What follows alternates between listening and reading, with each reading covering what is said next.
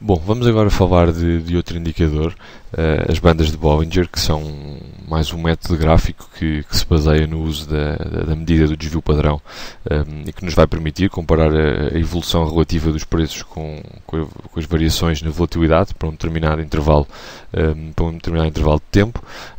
Vamos recorrer mais uma vez à utilização das médias móveis e também, neste caso, uma medida de volatilidade, portanto, do desvio padrão, que não é mais do que uma medida estatística que nos dá o desvio do conjunto das observações em relação à média. Relativamente às bandas de Bollinger, elas são essencialmente constituídas por três partes. Vamos ter uma linha central, vamos ter uma banda superior e uma banda inferior. A linha central corresponde à média móvel, e as bandas superior e inferior vão ter uma distância de dois desvios padrão da linha central para cima e para baixo, sendo que os formatos mais comuns utilizam observações, portanto, 10, 20 e 50 e 50 dias. Basicamente aquilo que vamos estar a criar é um canal definido por um limite superior e por um limite inferior, onde um determinado ativo tem alta probabilidade de transacionar. Em termos de utilização deste indicador, é necessário adequarmos o prazo ao ativo em questão e é necessário e aconselhável também uma abordagem aqui de tentativa e de erro.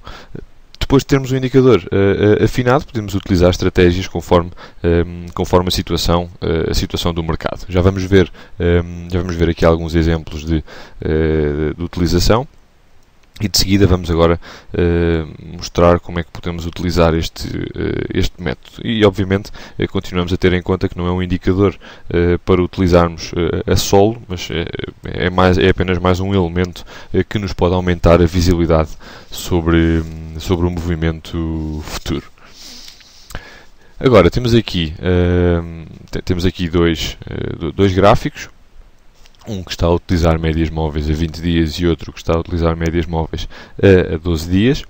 O que é que nós vamos notar aqui de importante? Portanto, três linhas, banda superior, banda inferior e uma linha central. Portanto, basicamente temos a banda superior e inferior com uma distância de duas vezes o desvio padrão, para cima e para baixo. Vemos imediatamente que a banda de 12 dias é uma banda mais fina do que a de 20 dias. As bandas mais curtas são bandas mais voláteis. Podemos ver que são menos arredondadas, portanto são mais sensíveis à variação do preço. Neste caso, a variação das observações, neste caso as observações correspondem a um preço. Portanto, a ideia aqui é ajustar as bandas ao comportamento do preço. Vemos ali no segundo caso, comparando a média móvel de 20 dias e a utilização da média móvel de 12 dias, vemos ali a banda inferior a acompanhar a descida, mas ali na média móvel de 12 dias está relativamente distante do mínimo efetuado pelo ativo. Portanto, aqui a ideia é encontrarmos um prazo que obtenha uma banda que esteja mais ajustada ao comportamento do preço, portanto, no fundo, utilizar aqui uma banda de Bollinger que seja mais afinada. Depois, então, podemos sim pensar em utilizar a banda de Bollinger. Temos aqui uma situação, portanto, de um double bottom buy. Vemos ali o preço a atravessar a banda inferior, portanto faz ali um mínimo em finais de setembro, a primeira seta, a seta vermelha. De seguida volta a fazer um outro mínimo, portanto o segundo bottom, ali a seta verde, neste caso em finais de outubro.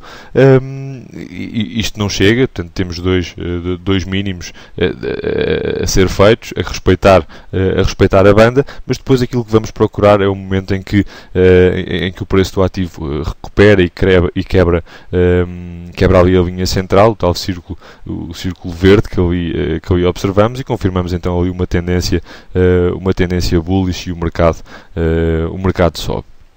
Notar aqui que neste caso em particular, apesar do segundo mínimo ser um mínimo superior ao primeiro mínimo, isto não constitui uma regra obrigatória para comprovarmos ali um sinal de compra em double bottom. O importante é que isto se mantenha dentro da banda definida para aquele intervalo de tempo, e depois aquilo que vemos ali, o tal cruzamento da linha central, aí sim é então a inversão da tendência. Analogamente, vemos aqui um double top sell, as conclusões são essencialmente as mesmas. Vemos ali o mercado, portanto o ativo, a fazer um primeiro máximo, depois vemos, e a respeitar a banda, vemos ali um segundo máximo, depois há uma inversão, e depois a confirmação é dada pelo atravessar ali da linha central. O último indicador que queríamos apresentar hoje é o DMI. Talvez seja, dos três indicadores que já falámos até agora, aquele que tenha uma base matemática um bocadinho mais complicada, no entanto que é relativamente simples de utilizar.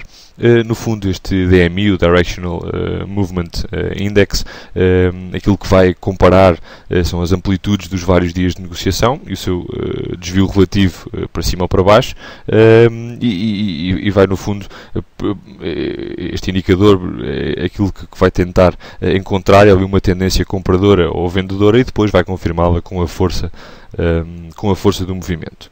Portanto, é um método que vai recorrer também a médias móveis.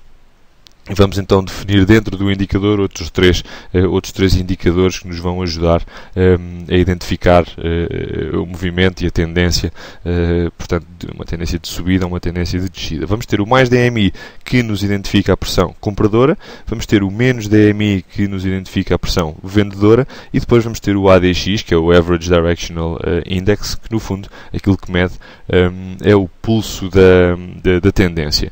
Não nos diz a direção, mas diz-nos a força, ou indica-nos a força do movimento. Neste caso vamos utilizar médias móveis exponenciais para dar um maior peso às observações mais recentes, e também para minorar o atraso da própria média móvel. Em termos de utilização, existem aqui algumas considerações que devemos ter em conta, e se utilizarmos o mais simultaneamente possível estes critérios, almejamos uma maior probabilidade de sucesso. Portanto, temos um sinal mais simples, que é, no fundo, vamos andar mais uma vez aqui à procura de cruzamentos. Portanto, quando o mais DMI, o tal símbolo da força compradora, ultrapassa o menos DMI, um sinal primário de compra, e, por outro lado, quando temos um movimento inverso, portanto, quando o menos DMI ultrapassa o mais DMI, temos um sinal primário de venda. No entanto, estes dois sinais são relativamente fiáveis, ou mais fiáveis serão para mercados em tendência, mas serão eventualmente mais fracos para mercados que estejam com um tipo de trading um pouco mais na horizontal, um pouco mais flat. Assim, dá-nos jeito e vai-nos dar jeito, e é normal adicionarmos dois apoios quando estamos aqui a utilizar este indicador. Por um lado, a própria utilização do ADX, que há pouco referi, o Average Directional Index,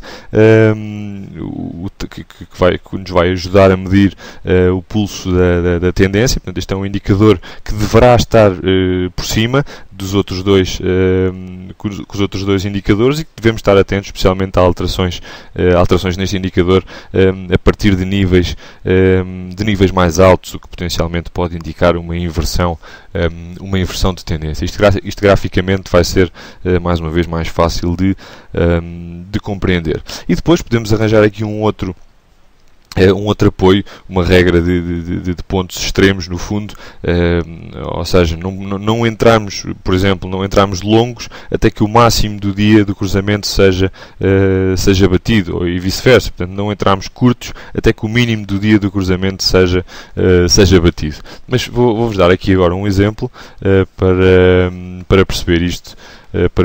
Graficamente parece-me mais simples. Portanto, temos aqui um gráfico um índice, neste caso o FTSE 100, vemos a vermelho ali a linha do menos DMI, a pressão vendedora, portanto, e a linha do mais DMI, portanto, a pressão compradora. A preto temos o tal ADX, o medidor da força da tendência e da força do movimento, e aqui no gráfico aquilo que vemos, vemos ali numa primeira observação, no primeiro cruzamento que está ali assinalado, portanto vemos o menos DMI a cruzar o mais DMI, dando ali um sinal primário de venda. Depois, na observação seguinte, cumpre-se ali a tal regra do ponto extremo. Se olharmos para cima, aqui nesta parte aqui assinalada com um círculo encarnado, vemos a cumprir-se a tal regra do ponto extremo, portanto o mínimo do dia a ser batido, e depois vemos a tendência a ganhar força durante os próximos meses. Se repararmos no movimento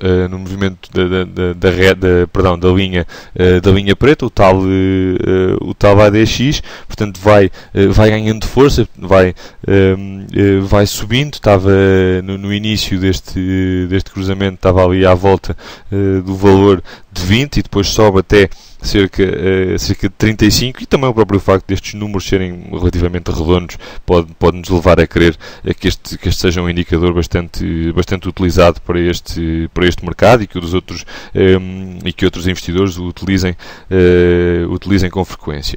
Depois, aquilo que vemos é ali no momento em que atinge sensivelmente ali os 35, ou praticamente ali os 35, vemos o ATX, portanto o medidor da tendência, a iniciar ali uma queda que o vai levar de volta ali aos 20, e notamos no fundo que é quando começa ali a queda do ADX é que se está ali o bottom do mercado, o que também nos pode levar a crer que estes sinais podem ser especialmente fiáveis quando o ADX se encontra acima dos DMIs. Temos aqui mais um exemplo, com aqui mais algumas manifestações do DMI. Notar ali, numa primeira fase, ali uma queda relativamente forte do DMI, já a antecipar ali um movimento de queda. Vemos ali depois o cruzamento, o próprio cruzamento também do menos DMI para cima do mais DMI.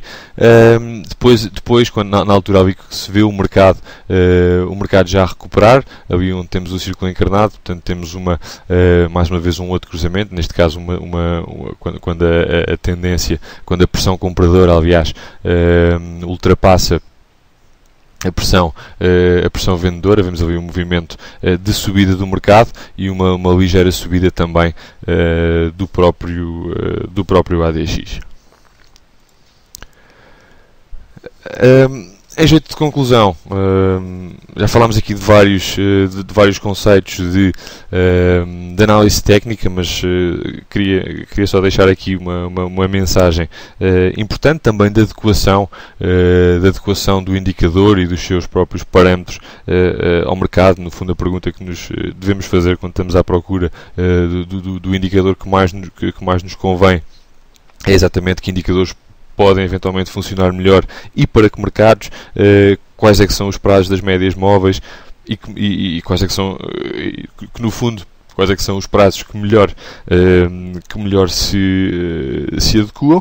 Chegamos aqui à conclusão também que idealmente devemos abordar mais do que um método simultaneamente, portanto sinais de vários indicadores aumentam a fiabilidade do próprio sinal. Atenção aqui também para não exagerarem, não estamos com um ecrã com 7 ou 8 indicadores e às tantas já estamos perdidos à espera de confirmações de todos os indicadores, e também pode ser relativamente exagerado. Aqui a ideia é abordarmos mais do que um método simultaneamente e depois coordenar isto com análises mais simples, com linhas de tendência mais simples, com valores de suporte, com valores de resistências, etc. Depois, relativamente à análise técnica como um conceito, como um todo, é importante saber, não é? E compreendemos que a análise técnica, no fundo, aquilo que está a analisar é o passado, o comportamento passado dos preços, e a tentar, através desse histórico, tentar, de certa forma, de alguma forma, prever o futuro. É importante sabermos que, embora tínhamos feito uma análise técnica perfeita ou tecnicamente perfeita.